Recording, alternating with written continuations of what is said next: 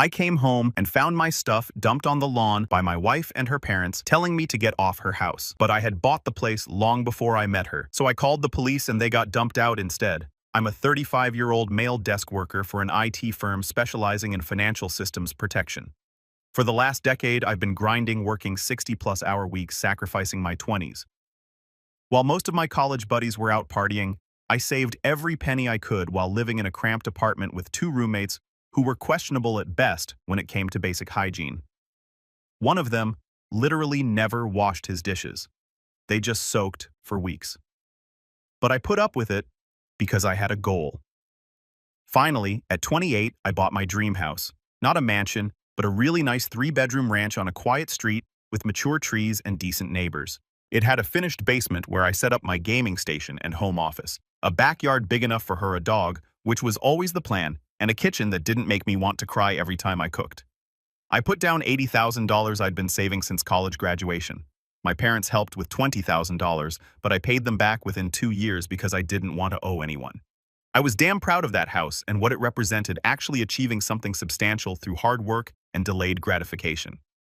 I met Sophia, a 34-year-old female, on Bumble about 5 years ago. She seemed cool at first, claiming to be into hiking and video games and describing herself as low maintenance in her profile. She had this quirky laugh that I found endearing and could talk for hours about true crime documentaries, which I was into at the time. We dated for a year, moved pretty quickly, and got married at a courthouse with a small reception at my place. She moved into my house, which I'd already owned for 2 years. There were red flags I ignored because I was admittedly just happy to not be single anymore. She worked as an executive assistant but called in sick constantly. She expected expensive birthday, Christmas, Valentine's, and anniversary gifts, but got me stuff from the clearance rack.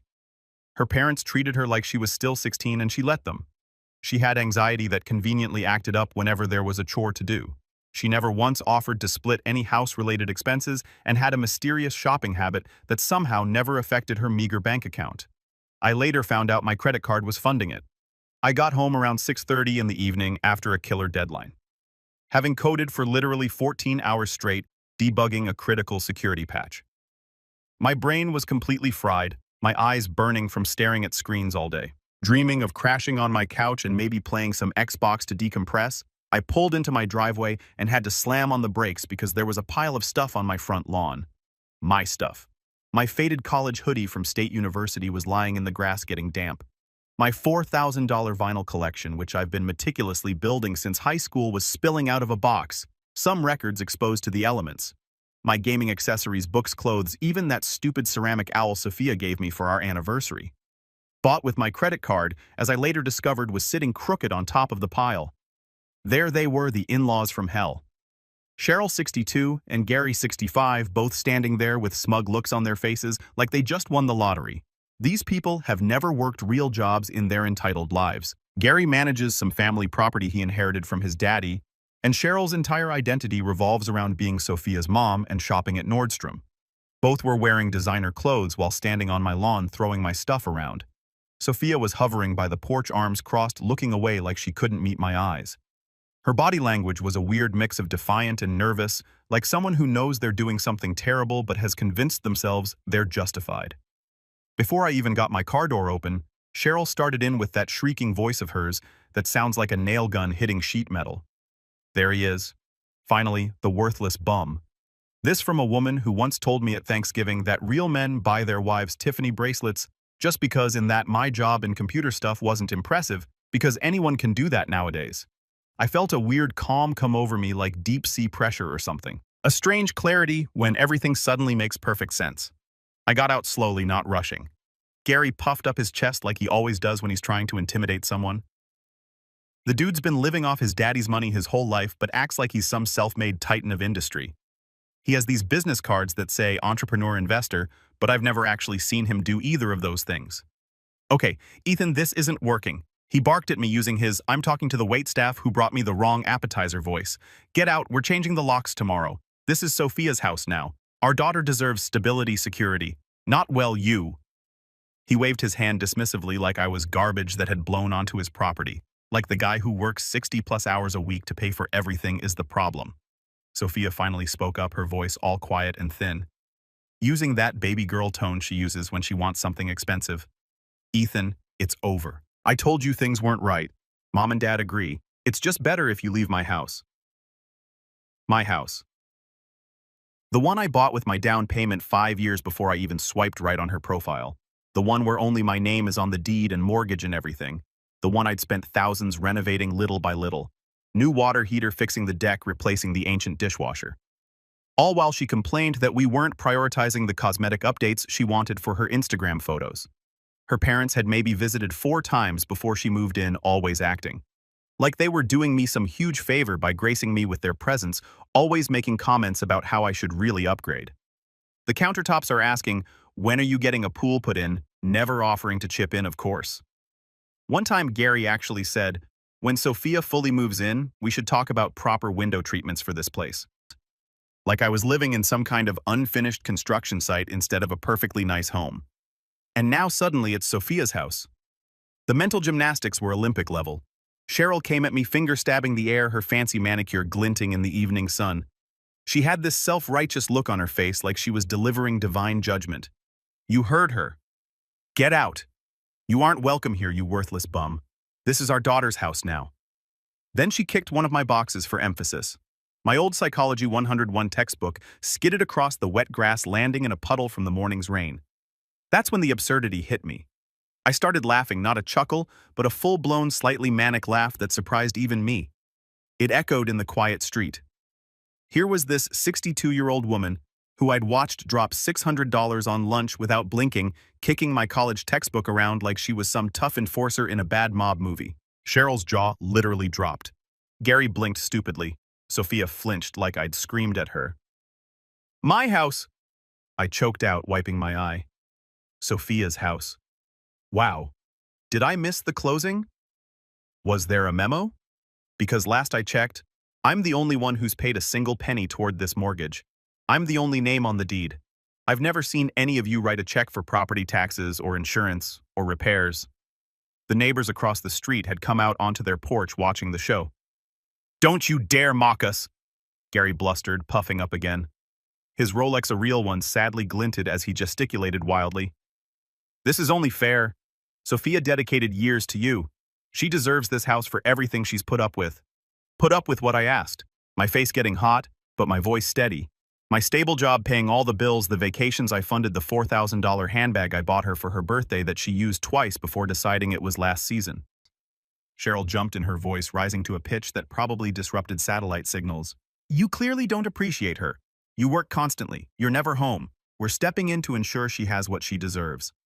Right, I said, the laughter gone, replaced by ice in my veins. I pulled out my phone.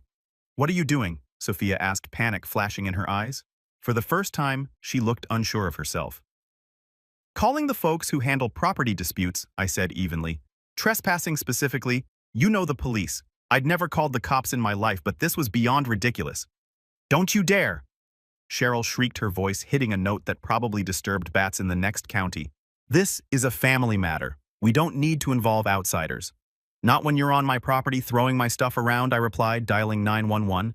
Not when you're trying to illegally evict me from a house that I own outright with no legal claim whatsoever. That's actually a crime, by the way. Sophia started to cry. Those practiced tears that always appeared the moment she wasn't getting her way. The same tears that came out when I said we couldn't afford a $3,000 purse, or when I suggested she might want to contribute to our joint savings account once in a while. Ethan, please don't do this. We can talk about it. I just need some space right now. And Mom and Dad thought they could steal my house. I finished for her. Yeah, I gathered that part. As I explained the situation to the dispatcher, I watched Gary whispering urgently to Cheryl, whose face was turning an alarming shade of red. Sophia just stood there, probably realizing that her master plan was falling apart before her eyes. The neighbors were outright staring now. Mrs. Peterson from next door had come outside with her phone possibly recording. Great. This would be all over the neighborhood Facebook group by morning. I calmly gave my address, stated there were 3 individuals trespassing, refusing to leave, who had moved my belongings onto the lawn and were claiming ownership of my home. I could hear Cheryl in the background, practically gargling with rage, yelling that I was the one who needed to leave.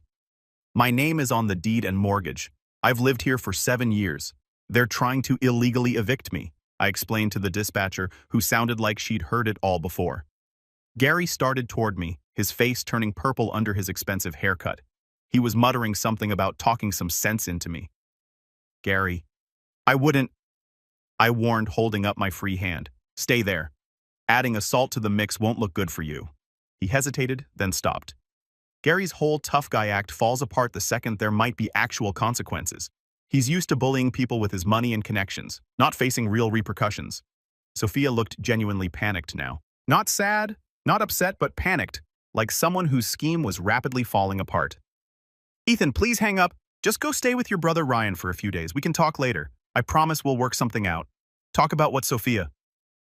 My voice was flat. The betrayal felt like someone had punched me in the stomach. 3 years of marriage, and this is what it came down to.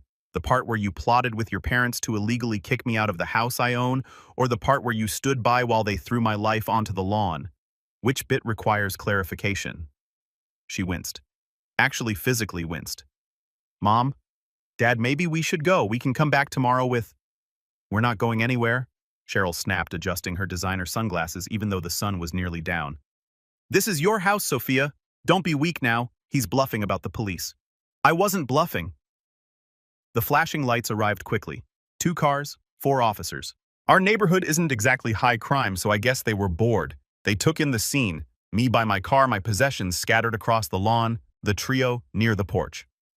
They separated us. 2 officers talked to Cheryl, Gary, and Sophia, while the other 2 spoke with me. I explained the situation, showed my license with the matching address, pulled up photos of the deed on my phone, mentioned it was solely mine, premarital. I showed them my key in the lock and the years of mortgage statements on my banking app. The senior officer listened, nodded, his face unreadable. He then rejoined the other group. I couldn't hear everything, but I caught snippets. Legal resident civil matter for the courts. Must vacate the premises immediately. Sophia was doing the crying thing again with Cheryl's arm around her. Gary was puffing up his chest, talking about misunderstandings and how I was mentally unstable. Classic Gary trying to rewrite reality when things don't go his way. I've watched him do this countless times at family gatherings, changing the story until he comes out looking like the hero. Not this time, Gary. Not with my house. Mrs. Peterson was definitely recording now, not even trying to be subtle about it. The neighbors across the street had brought out lawn chairs, great dinner, and a show. The senior officer, a guy with salt and pepper hair, and the patient expression of someone who's seen every variety of human stupidity, finally walked back to me. Sir, we've explained the situation to them. This is clearly your residence, and they have no legal right to remove you or your belongings. They need to leave immediately. I nodded, relief washing over me. Thank you, officer.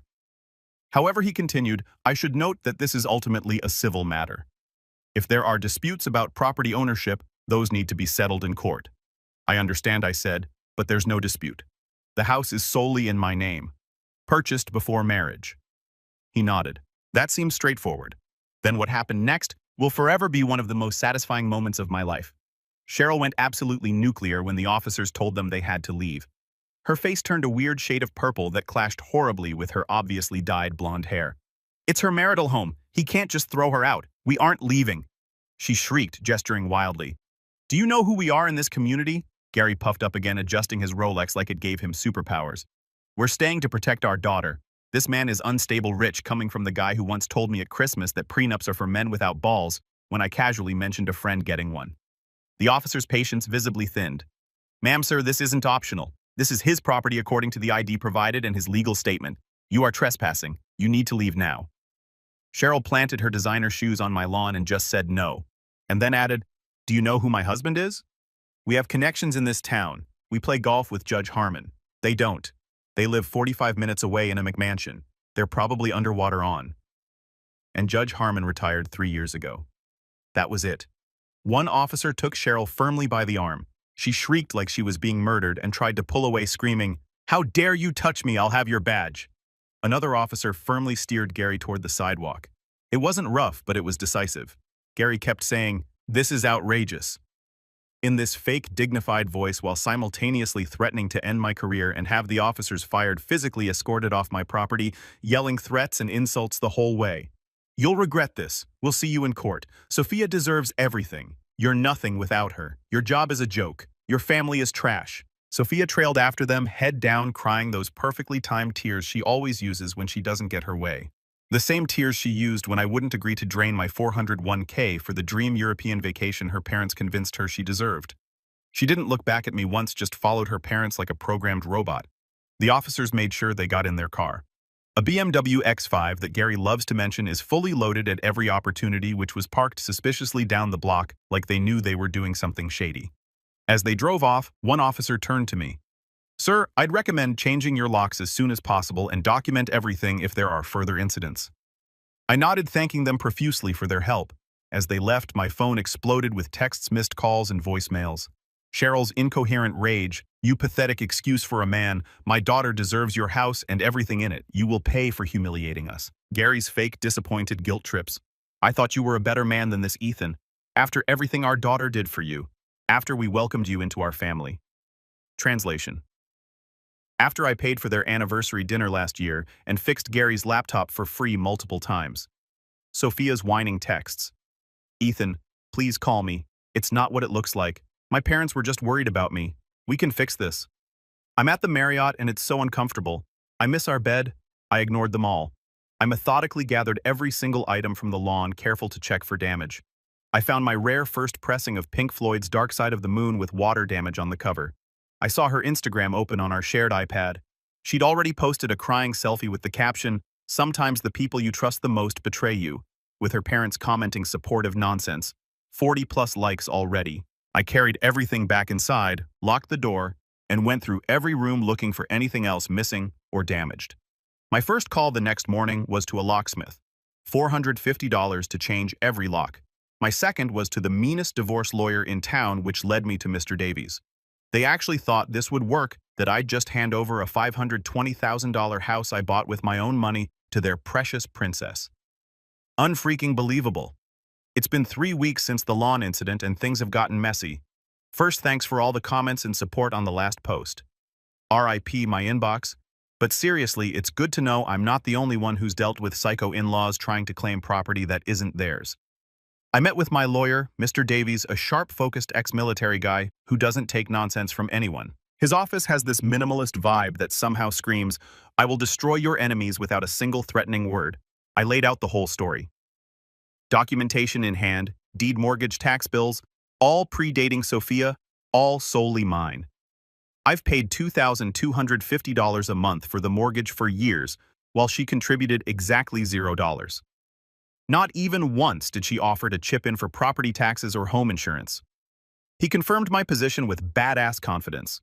The house is separate property. End of discussion. Legally, Sophia might have a theoretical claim to a tiny slice of appreciation if she could prove substantial direct contribution, which Davies said was about as likely as me becoming the next Batman. Based on the financials I provided, I paid for everything significant. Mortgage, property taxes, homeowner's insurance, all repairs. When the water heater died, that was my $1,300. When we needed a new refrigerator, that was my $2,200. It cost me a $5,000 retainer, but watching Davey start planning the legal smackdown was worth every penny.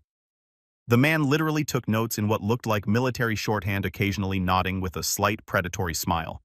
He started drafting the divorce petition, immediately citing irreconcilable differences, but including a factual summary of the lawn incident as context for her behavior.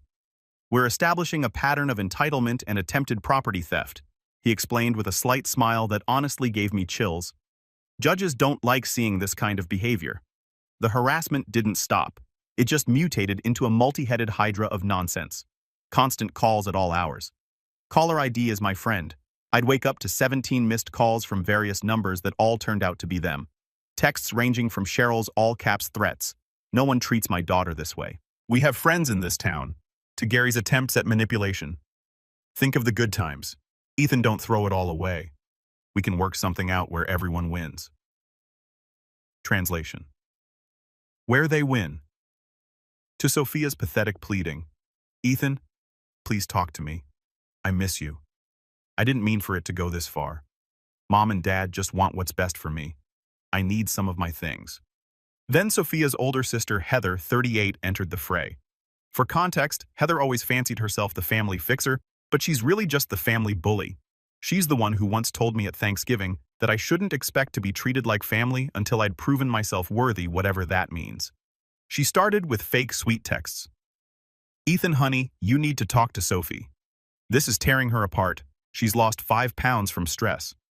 Meanwhile, Sophia's Instagram showed her out at brunch with friends looking just fine, sipping mimosas and smiling. When I ignored those, the claws came out. Angry voicemails, you gutless coward. Answer the phone. Who do you think you are? Do you know what this is doing to my parents?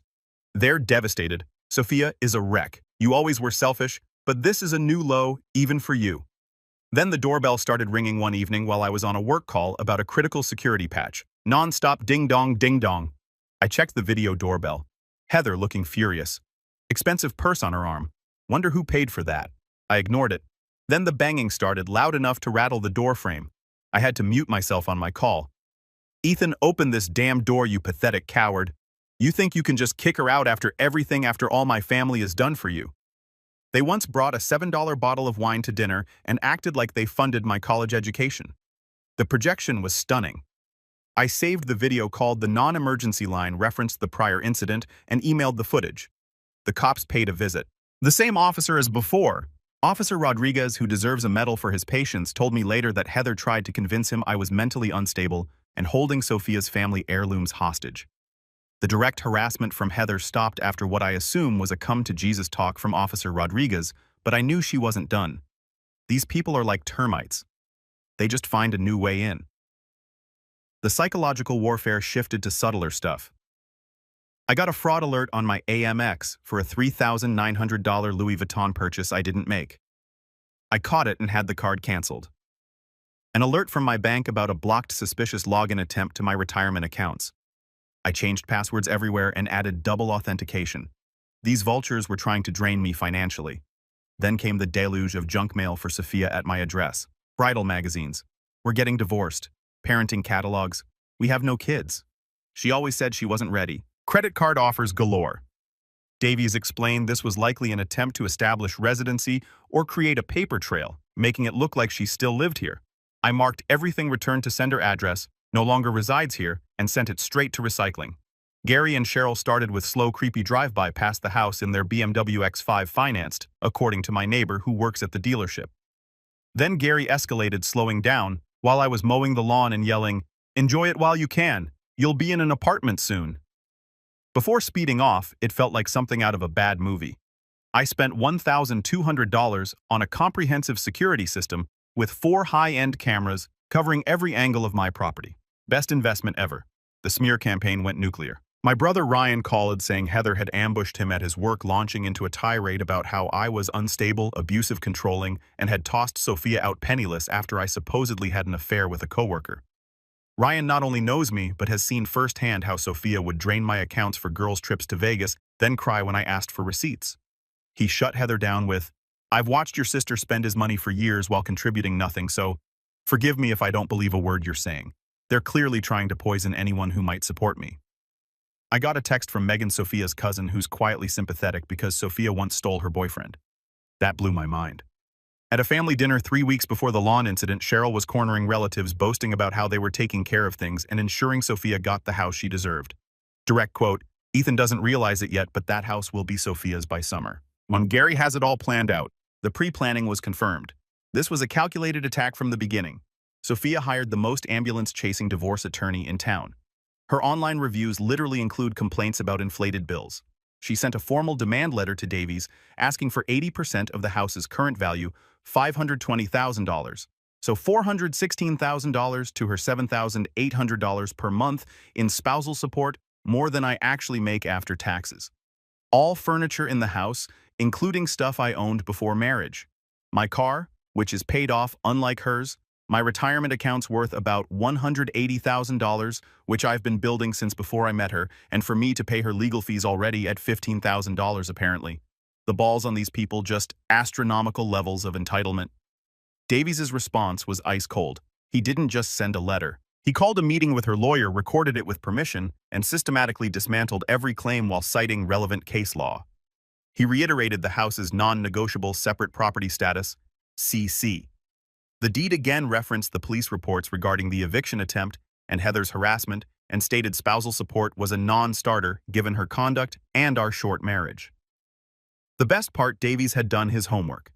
He pulled Sophia's credit report legal during divorce proceedings and found she had opened 3 new credit cards in the 2 months before the lawn incident, maxed them all out, $37,000 total, and made minimum payments from our joint account. He presented evidence that she had been planning this for months, systematically draining shared resources while plotting to take my separate property. This pattern of financial behavior, Davies told her lawyer, will be presented to the court as evidence of premeditated attempts to defraud Mr. My Last Name prior to a planned attempt to seize his separate property. Her lawyer's face apparently went white. Davies agreed to discuss the division of actual marital assets, like the joint savings, but only after the house issue was formally dropped, and we had a full accounting of where that $37,000 credit card debt went. I blocked all their numbers. All communication comes via lawyers now. This is stressful, not going to lie. There are nights I don't sleep well staring at the ceiling, wondering how someone I shared a bed with for 3 years could do this. But every ridiculous demand, every failed stunt just steals my resolve. They thought I'd crumble. Big mistake. They thought they were dealing with some pushover who'd give up his home to avoid conflict. Instead, they found out I'm the kind of guy who will spend his last dollar making sure justice is served.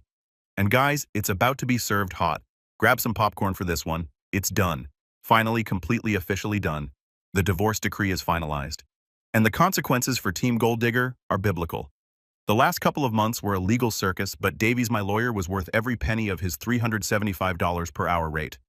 Heather, Sophia's sister, after being shut down by my work's HR for sending harassing emails claiming I was emotionally abusive, which Davies documented, tried one last stunt, a fake Instagram profile using my name and pictures, posting racist crap, and DM our mutual friends saying I was on drugs. It caused a brief headache. I had to explain it to my boss when a screenshot circulated, but it was clumsy and obvious. Davies sent a cease and desist with a threat of criminal charges for identity theft. We reported the profile. It got nuked. That seemed to finally silence Heather. Cheryl and Gary kept up their pity tour, telling anyone who would listen that I was financially abusing their daughter by not giving her my house. But it lost steam when people realized these so-called upstanding citizens were basically trying to commit real estate fraud. Their narrative of the abusive husband kicking out poor Sophia just didn't stick once. Mutual friends saw the police body cam footage of them being escorted off my property. Yeah, Davies subpoenaed that absolute boss move. The legal process crawled with Sophia's lawyer, some ambulance chaser. Gary found filing motion after motion requests for discovery where Sophia couldn't produce a single document proving financial contribution to the house. Scheduling conferences, her lawyer kept trying to push for mediation focused on the house. Davies shut it down every time with 3 simple words: separate premarital property. Finally, in a pretrial settlement conference faced with 0 legal standing on the house-documented harassment, and the judge basically signaling, "Stop wasting my time," Sophia's lawyer advised her to cut her losses, the revenge legal financial, and served ice cold. Here's where it gets good. The divorce decree was brutally simple, and exactly what Davies predicted from the start to the house confirmed 100% my separate premarital property. No equity split, no buyout off the table, and spousal support denied. Justification cited short marriage duration and documented misconduct. The lawn incident, harassment, and assets. We split the joint savings, $12,000 total. Mostly my money. She gets her personal belongings, that's it. But here's the cherry on top. Davies found out through discovery that Gary had loaned Sophia $65,000 over the past year, which explains the mysterious shopping sprees in her new boob job that I supposedly didn't appreciate enough. Davies successfully argued this was an attempt to hide and drain marital assets. Since these transfers happened as our marriage was deteriorating, the judge agreed and ordered Sophia to repay me $32,500, half the amount from her share of our assets. After the judgment, Sophia called me sobbing. Turns out that loan from Daddy wasn't a gift after all. Gary expected to be paid back from the house money they were so sure they'd get from me. Now she owes him $65,000 and me $32,500. Has no job. She quit her admin position back in March, assuming she'd be set for life, and Gary and Cheryl are furious. Here's where it gets even better. Remember those designer clothes and jewelry Sophia kept buying? Davey suggested I request an inventory of items purchased during the marriage. Anything bought with my income during marriage is technically marital property. I got half the value of her Cartier bracelet, Louis Vuitton bags, and her entire Sephora collection. Total value $18,000 to me. Watching her face as she realized her shopping addiction was now costing her was priceless. The belongings hassle. Sophia ignored requests to pick up her stuff for weeks, probably thinking she'd be moving back in. Davies advised packing it professionally and storing it to avoid claims of damage. I paid the initial storage fees up front to get her crap out of my house. She refused to pay the ongoing storage fees. I let the unit go to auction after proper legal notice. Someone got her priceless collection of designer shoes for $350. Sucks to be her. The financial implosion, absolute perfection, absolute. Sophia's credit is wrecked from all the cards she maxed out. Cheryl and Gary co-signed a lease on a $3,800 a month luxury apartment for her banking on the house payout. Now Sophia has no job, owes nearly $100,000, and Cheryl and Gary are stuck covering her rent. My buddy who works at Gary's bank, yeah, I know, small world, told me confidentially that Gary had to take out a HELOC on their own house to cover their suddenly mounting expenses. Then last week, the begging started. First, Sophia, Ethan, please. I'm desperate. My parents are going to kick me out. I have nowhere to go. I made a terrible mistake listening to them. Can we please talk? I still love you. Then Gary, if you can believe it, called from a block number. Look, we may have overstepped. Perhaps we can discuss an arrangement. Sophia is really struggling. Translation: help us fix the mess we created. The final humiliation came when Cheryl sent me an email. Ethan, I know we've had our differences, but Sophia is in a very bad place right now. Perhaps we could meet for coffee and discuss how to move forward in a way that benefits everyone. Gary and I are prepared to be reasonable. This from the woman who called me worthless and tried to steal my house. I sent all communication to Davies, who responded with a formal letter stating any further contact would be considered harassment and result in a restraining order. He attached copies of the original police report showing them trying to illegally evict me, just as a friendly reminder.